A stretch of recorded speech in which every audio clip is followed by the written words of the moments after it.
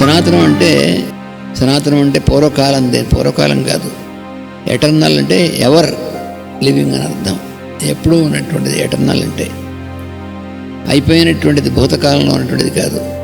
అందుకని సనాతన ధర్మము అంటే మన ధర్మాన్ని కూడా, ఈ సనాతన ధర్మం అంటే ఎటర్నల్ ట్రూత్, ఎటర్నల్ లా, సనాతన ధర్మం. అందుకని ఈ సన అనేటువంటి దాంట్లోంచి మనకు వచ్చినటువంటిది ఎటర్నిటీ. ఎందుకంటే భగవంతుడి యొక్క అస్తిత్వం ఎటర్నల్. ఈ నిరంతరము వర్తమానంలో మన ప్రజ్ఞ కనుక ఉన్నట్లయితే అది అనాది అనంతము అవుతుంది అన్నారు.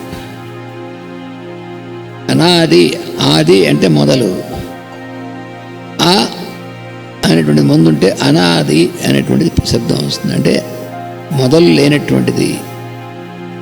అలాగే అంతము అంటే అయిపోవడం, చివర.